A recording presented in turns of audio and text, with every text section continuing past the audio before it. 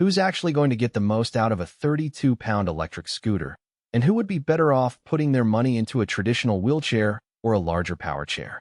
Is the Paiseec L5 worth the price tag for someone who just needs a little extra freedom around town? Or is it a gimmick that looks great on paper but falls short when you try to use it on a grocery store parking lot? Those are the questions I wrestled with before I even pulled the box out of the Amazon box, and I think the answer will help you decide if you should click Add to Cart or keep scrolling. Link is in the description if you want to check the product details on Amazon. The Paiseec L5 markets itself as an ultra-lightweight, one-step folding mobility scooter that can be taken on a plane, swapped with a spare battery for up to 30 miles, and even auto-slows on hills and turns. All of those promises sound appealing, especially if you've ever tried to jam a bulky power chair into a car trunk or wrestle with a folding scooter that takes 3 minutes and a lot of effort to collapse.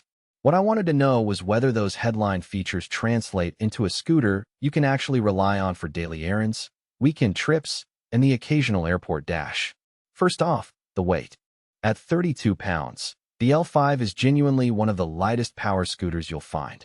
I've lifted it a few times, once onto the roof rack of a mid-size SUV and once up the stairs to my apartment's front door.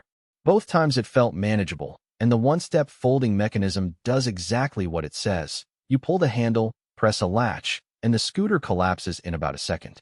No need to wrestle with multiple levers or a confusing sequence of buttons. For someone who lives in a small apartment or a condo with limited storage, that convenience is a huge practical win. It also means you can actually bring it on a plane without paying the oversized luggage fees that most larger scooters demand, because the batteries are TSA approved and can stay on board. The battery system is another area where the L5 tries to stand out.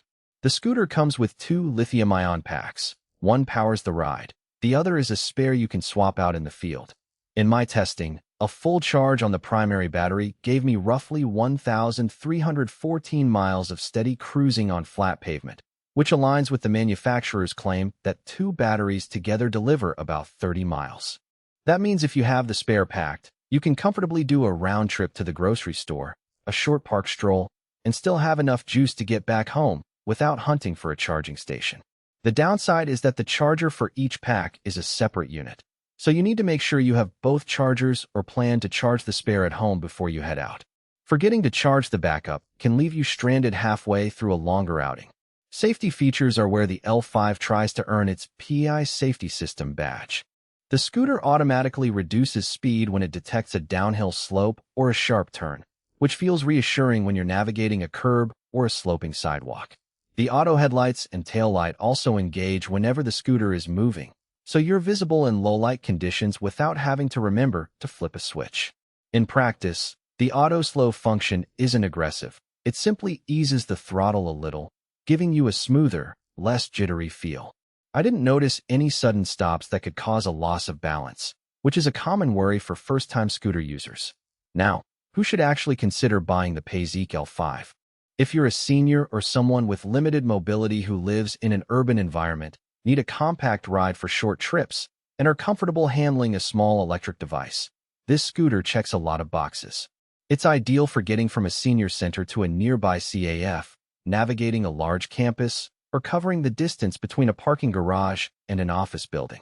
The one-step fold also makes it a good companion for frequent travelers. You can load it into the trunk of a sedan, take it onto a plane, and still have enough battery life to explore the airport or the destination city. On the other hand, you should skip the L5 if you need a scooter for longer distances, heavy terrain, or for carrying significant cargo. The 30-mile combined range assumes you're swapping batteries and riding on relatively flat, paved surfaces. If you live in a hilly suburb or plan to use the scooter on gravel paths, the limited torque and modest top speed, around 5 miles per hour, might feel underpowered, especially when you're trying to climb a steep incline.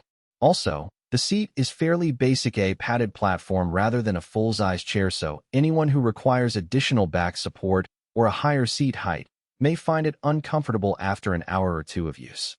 A practical weakness I observed is the lack of a robust storage compartment. There's a small underseat basket that can hold a